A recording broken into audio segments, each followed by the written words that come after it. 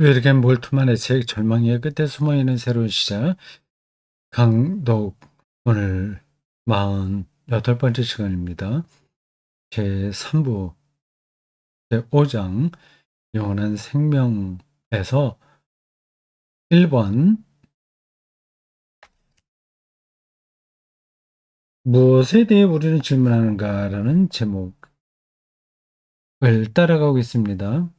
영원한 생명이라는 그 말을 통해서 우리가 무엇을 이야기하냐, 무엇을 얘기하려고 하냐, 그런 질문에 대한 설명입니다. 그렇죠. 말은 영원한 생명, 뭐, 알죠. 낱말 뜻을 알죠. 근데 그 개념이니까. 그리고, 어, 사전에 나오는 영원한 생명과 성경과 그리스도교 신학이 말하는 게 다르니까, 그건 이제 좀 교통 정리하는 겁니다.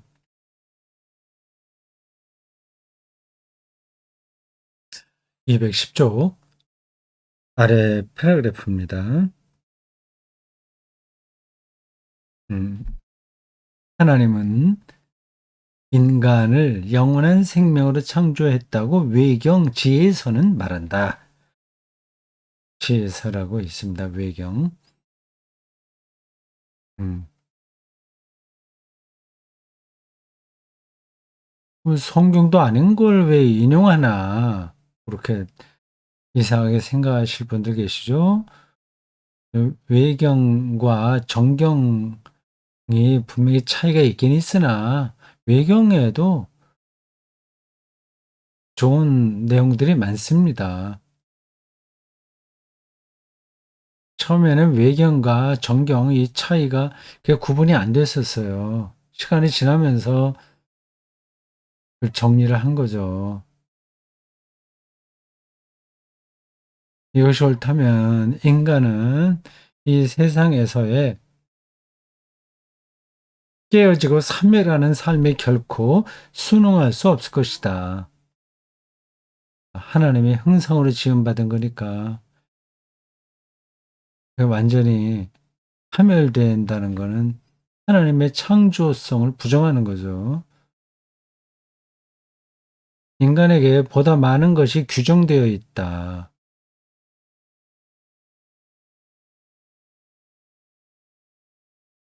삶에 대한 인간의 의지는 이 세상의 삶의 한계를 넘어선다. 나는 나이지만 나는 나를 소유하지 못한다고 그런 말이 어디서 나오죠? 각주 그 다음 쪽에 보면 73번으로 에른스트 블로크가 나옵니다. 유명한 막시스트 철학자입니다. 아주 유명해요. 다스 프린츠 호프농이라고 하는 큰 책을 썼죠. 나는 살고자 하지만 삶은 211쪽 넘어가겠습니다.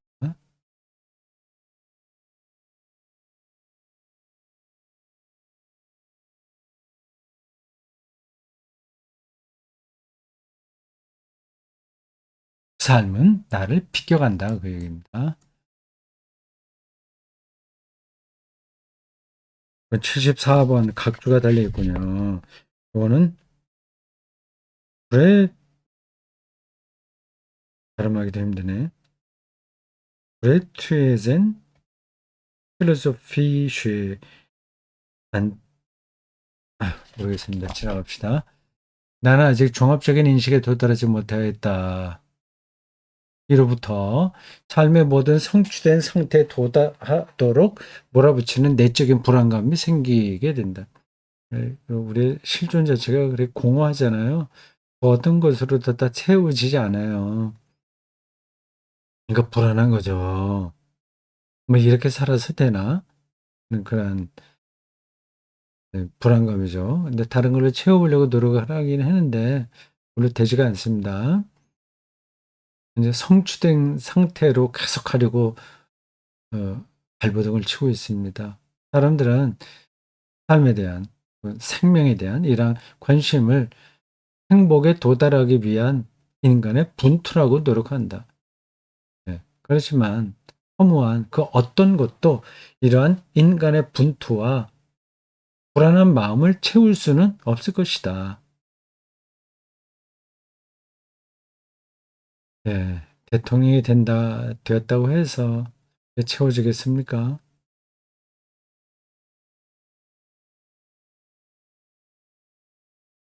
인간의 영혼, 곧 삶의 시간 동안에 인간에게 깃들어 있는 것은 인간의 내적인 이러한 내적인 모색과 압박, 내적으로 공허한 감정과 삶의 충만함을 향한 모색이다. 인간은 육감적인 존재이며 갑자기 육감적인 존재라는 표현이 나와요. 몸을 갖고 산다는 얘기입니다. 배고프면 먹어야 되고 그런 육체에 얽힌 욕망들 있잖아요. 그런 존재고 고통과 정열이 인간을 움직이도록 유도한다. 인간은 많은 것을 알고 싶어하는 존재이고 멀리 떨어져 있는 곳은 인간으로 하여금 그것을 향해 출발하도록 충동질한다. 삶에 대한 욕망도 강한 거죠.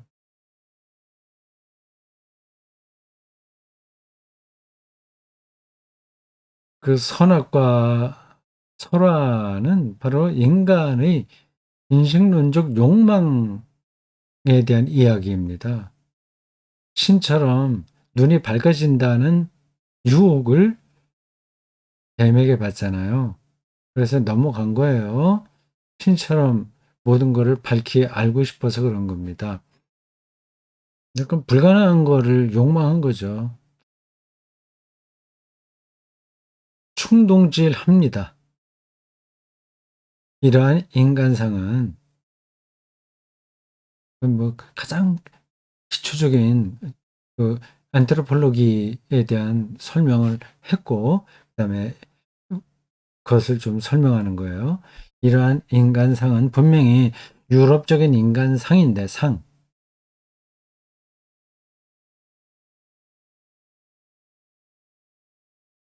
어떤 이 이미지가 있잖아요. 그림. 유럽적인 인간 상인데 이는 하나님의 약속과 미지의 미래를 향한 인간의 출발들을 기록한 성서에 의해 형성되었다. 아브라함도 뭐 고향 떠나서 어디로 가고 등등 출애굽도 그렇고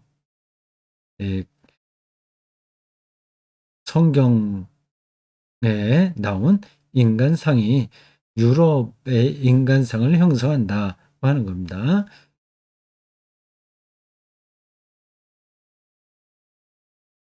뭐 꼭 성서만이 아닌데 그리스 신화도 유럽의 인간상에 영향을 많이 끼쳤죠. 독일인들에게서 유럽적인 인간상은 그들 안에 있는 영원한 파우스트이지만 좀 까다로운 표현들이에요. 그 책 보통 우리가 파우스트라고 얘기하는데 F로 시작하니까 파우스트 해야지 비슷한 발음이 되는 겁니다. F하고 P하고는 완전히 다르잖아요. 근데 뭐 우리는 편의상에 파우스트 얘기합니다. 괴테 희곡이 나오죠.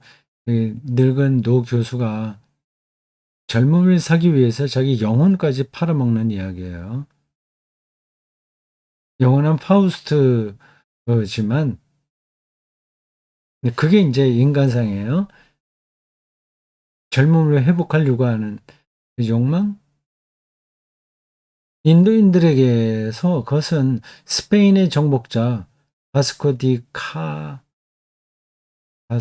가마류의 위협적인 인간성이다.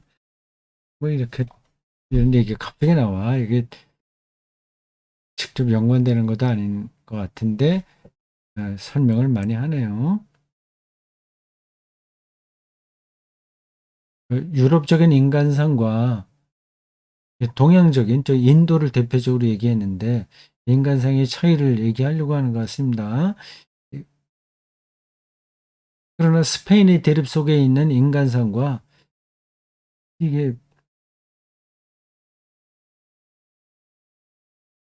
스페인의 이게 번역을 해서 그렇습니다. 대립 속에 있는 인간상과 그저 파우스트는 그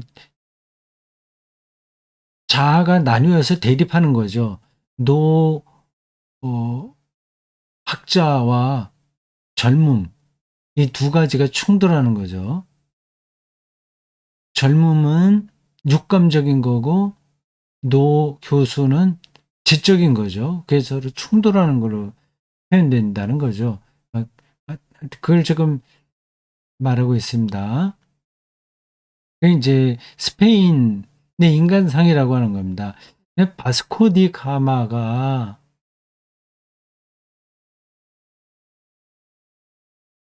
스페인의 정복자예요. 그건 제가 잘 모르겠습니다. 그러니까 인도인들은 그렇게 생각하지 않는다는 겁니다. 대립적인 인간형이 아니라는 거죠. 조화를 이루고 있네요. 인도의 조화 속에 있는 인간상 사이의 문화적인 차이 이면에는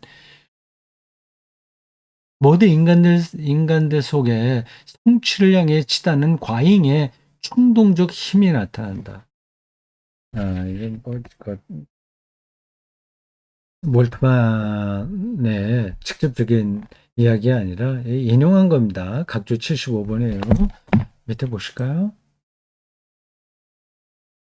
음, 몰트만이 뭐 인도의 인간상 이런 것까지 다 공부한 줄 알았는데 직접은 아니고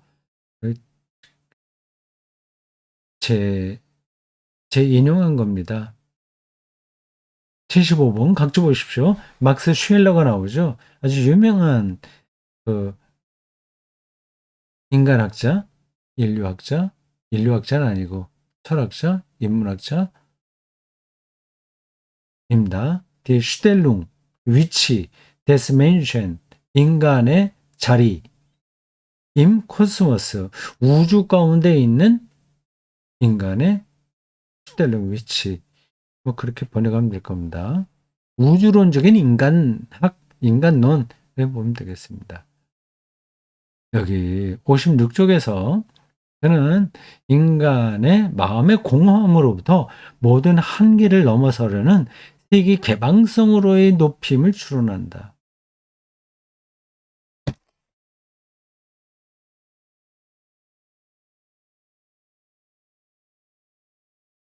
유럽과 인도가 서로 다른 인간상을 말하고 있으나 그 안으로 들어가 보면은 같다는 겁니다. 성취를 향해 치닫는 과잉의 충동적 힘, 자기를 완성하려고 하는 거, 자기 구원이죠. 어떻게 보면 그렇게 말해도 됩니다. 유럽은 대립적인 힘이고 인도는 조화적인 힘이 작동하는데 이 두 가지 다 양태는 다르나 실제로는 똑같다. 자기 성취를 향해 치닫는 충동적 힘이라고 하는 거죠. 이걸 왜 얘기할까요, 지금?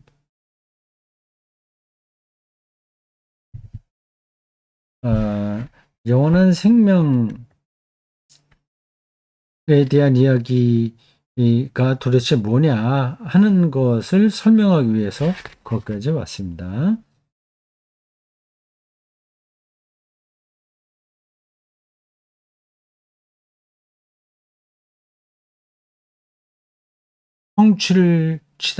성취를 향해서 치닫는다. 그러니까 이건 영원한 생명인 거죠. 성취는. 자, 그렇게 됐고. 그 다음, 두 번째 항목, 2번. 어떻게 인간의 생명이 영원할 수 있는가? 넘어가겠습니다. 212쪽입니다.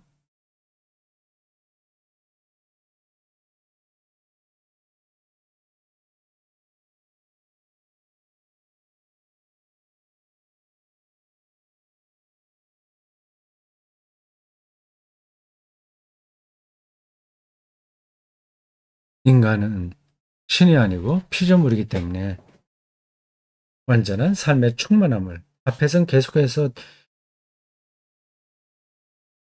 그 충동 가운데 산다고 하잖아요, 인간이. 그렇게 짚었습니다. 유럽 인간형과 인도 인간형이 다른 방식이지만 결국 그 근본에서는 같다. 삶의 충만감. 바로 앞에서 본 겁니다. 그 인간들 속에서 성취를 향해서 치닫는 충동적 힘이 사람은 그 안에서 그 자기 자신 안에서 그걸 발견할 수 없다는 겁니다. 완전한 만족은 불가능한 거예요. 충만함이 불가능합니다. 오직 자신을 창조하는 하나님 안에서만 발견하게 된다. 이건 아우구스티누스가 종종 이야기한 거죠. 아우구스티누스만이 아니라 성경 전체가 다 그런 것들을 바탕에 깔고 있습니다. 오직 하나님 자신 안에서만 영원히 근원적인 살아있음이 있으며 여기 다시 또 레벤디카이드를 살아있음으로 번역했네요. 이 번역자가. 앞에서 어디서는 뭐 생동감으로 얘기하고 어디서는 또 살아있음으로 얘기하고 왔다 갔다 하네요. Every worship는 시에 레벤디카이드 영원히 근원적인 생동감 이렇게 하면 되는데 생동감이라고 하지 왜 이렇게 살아있음으로 자꾸만 번역을 하나요? 생동감을 앞에서 쓰지 않았으면 모르는데 썼는데 그게 더 적당한 단어거든요. 어쨌든 대충 그렇게 보십시오. 오직 하나님 안에서만 행복은 물론 영원한 복됨을 약속하는 아름다움이 있다. 오직 하나님 안에서만 움직임과 휴식이 있으며 창조적인 무한함과 동시에 그 안에서의 안식을 누리는 완전함이 있다. 그러므로 기독교 전통은 하나님 자신 안에서 최고의 선을 발견했는데 최고의 선, 줌, 본음을 발견했는데 정통주의 조직신학에 보면 저런 표현들이 많이 나옵니다. 이 선은 처음에는 인간에게 모든 분투와 강한 충동을 일깨우지만 전국적으로 이를 실현시킨다. 완성시킨다는 얘기죠. 그렇기 때문에 그 하나님을 최고의 선이라고 표현하는 거죠. 그것은 하나님을 바라봄, 까다로운 표현들이 나옵니다. 근데 인내심을 좀 발휘하셔야 되겠어요.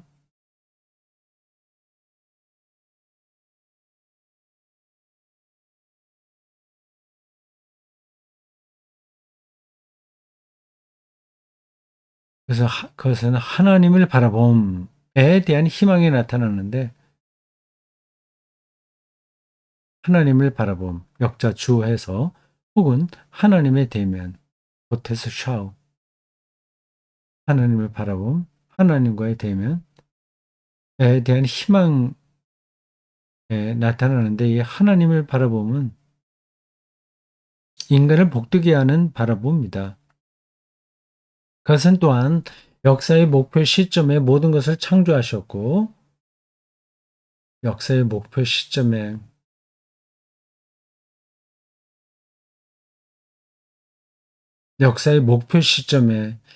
이런 표현들이 확 와닿지가 않네요.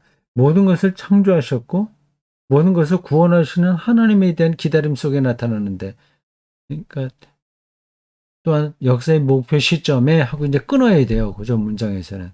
그다음 목표 시점에 모든 것을 창조하셨고 이렇게 하면 안 됩니다. 목표 시점에 모든 것을 창조하셨고가 아니라 목표 시점에 하고 그다음 모든 것을 창조하셨고 모든 것을 구원하시는 하나님에 대한 기다림 속에 나타나는데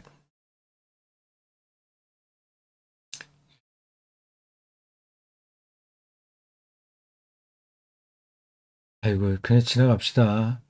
이 하나님은 그의 피조물 속에 내주하시고 임재하시는 내주와 임재하시는 만유의 주님이시다. 우리는 이 두 가지 희망의 비전을 주목하고자 한다.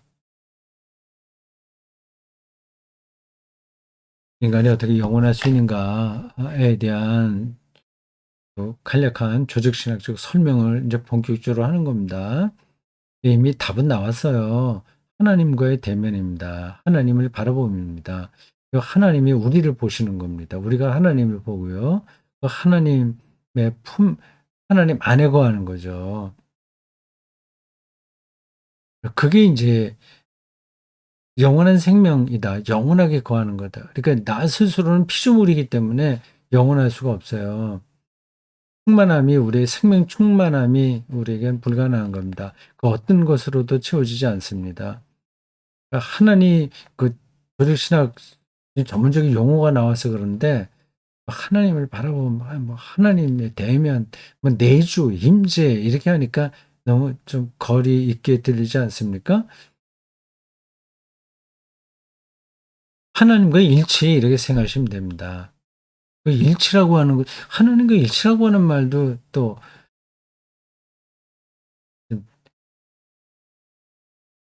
우리 일상에서는 경험하기 힘들다 생각하실 거예요. 그건 뭐 억지로 이해할 수는 없습니다. 그거는 이해될 때까지 기다리셔야 될 거예요. 걔는 비유적으로 설명하면 이렇습니다. 꽃을 내가 그냥 사물이었었는데 내가 꽃이라고 부르자. 나에게 와서 꽃이 되었다. 김춘수의 꽃이라는 시이지 않습니까? 그 약간 비슷한 예, 어떤 인식과 경험인 거예요. 하나님을 바라보면 인간이 얼굴과 얼굴을 마주하여 하나님을 대면하게 되는 것을 말한다.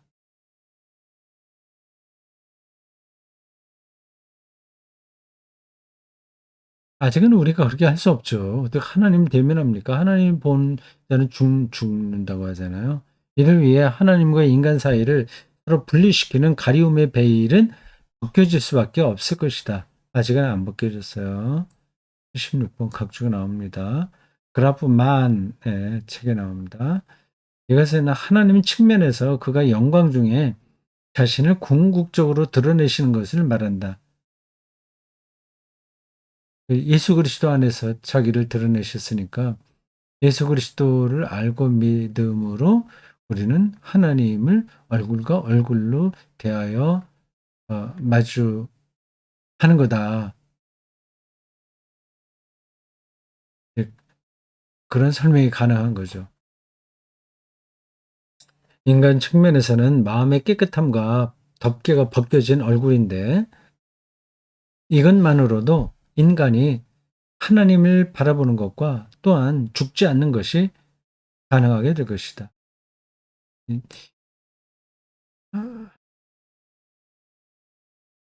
그러니까 하나님에게만 영원한 생명이 있는 분이니까 그분과 얼굴을 마주 대하듯이 또 관계가 맺어진다면 그런 방식으로 우리는 영원한 생명을 얻는 거다고 하는 겁니다. 이게 말장난처럼 들릴 수도 있어요. 네, 조금 더 가봅시다. 하나님과 인간이 서로 앞에서 감추는 것은 감추어진 하나님이 인간에게 불가사의하고 하시오. 하나님과 인간이 서로 앞에서 감추는 것은 감춰진 하나님이 인간에게 불가사의하고 또한 인간을 종종 몹시 곤혹스럽게 하는 것이 아니라 오히려 자비로우신 것이다. 하나님과 인간이 서로 앞에서 감추는 것은 근데 이런 표현들이 그 은유적으로 이해가 돼야 되지 그냥 사실적인 거로 생각하면 말이 안 되는 겁니다. 우리가 아직 하나님을 다 알지 못하잖아요. 근데 그게 감춰져 있다는 뜻이에요. 생명의 비밀이 다 드러나지 않았잖아요. 그게 이제 감춰졌다는 겁니다. 감추었다고 감춰졌다는 거예요.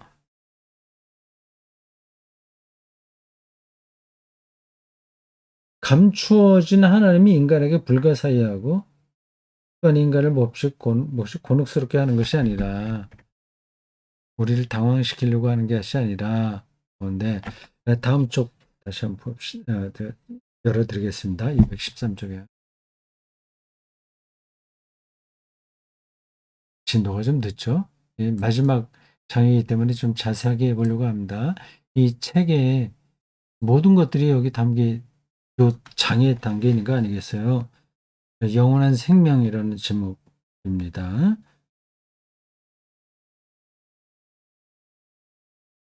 감추어진 하나님이 은폐된 하나님이에요. 우리는 하나님을 직면하지 못해요. 지구를 동시에 우리가 한꺼번에 볼 수 없는 것과 같습니다. 한국에 있으면서 미국에 동시에 있을 수는 없잖아요. 같이는 못 보잖아요. 그러니까 하나님을 우리는 부분적으로만 이해하는 겁니다. 그러니까 그게 감춰졌다는 거예요. 그러니까 하나님이 인간에게 불가사의하고 인간을 종종 곤혹스럽게 하는 것이 아니라 오히려 자비로운 것이다.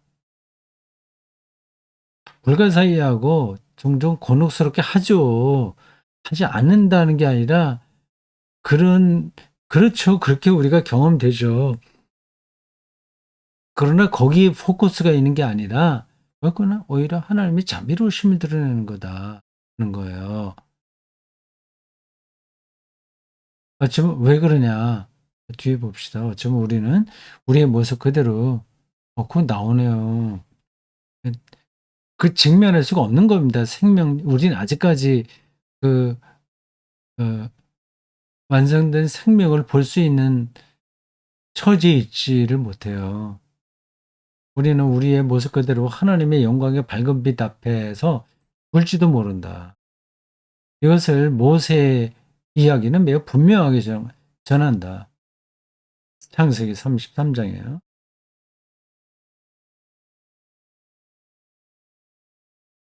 즉 주님은 구름 기둥 가운데서 높은 곳으로부터 이스라엘 백성의 작은 장막으로 내려와 모세와 마치 친구처럼 얼굴과 얼굴을 맞대고 이야기한다. 그리고 나서 주님은 모세에게 자신에게서 공간을 제공하며 모세를 바위 틈 안에 넣고 그의 손으로 보호하신다.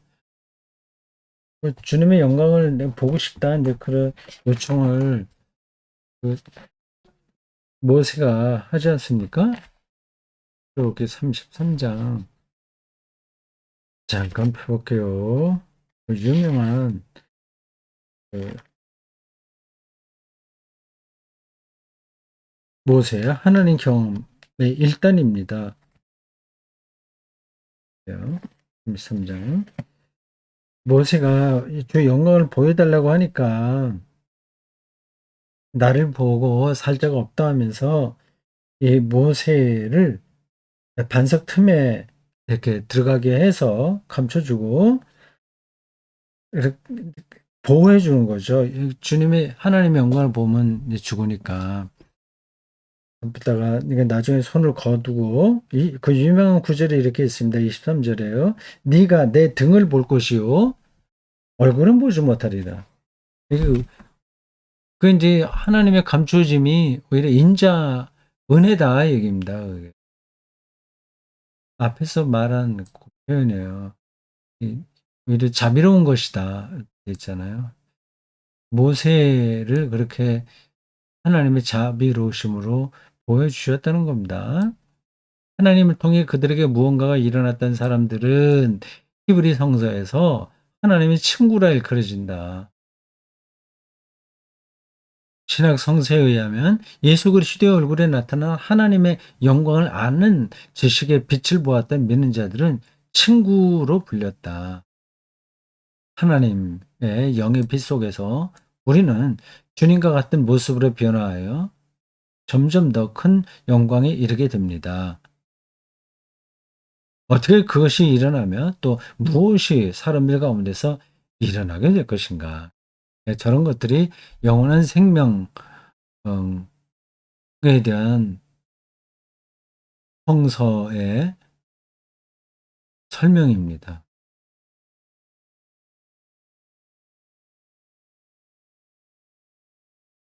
그러니까 하늘 꼭대기에 올라가서 지금의 생명이 쭉 영원하게 연장된다고 생각하지 말고 생명, 살아있음 혹은 생동감, 레벤디카이트를 질적으로 충만하게 경험하는 것으로 영생을 생각하셔야 됩니다. 자, 오늘 여기까지 하겠습니다.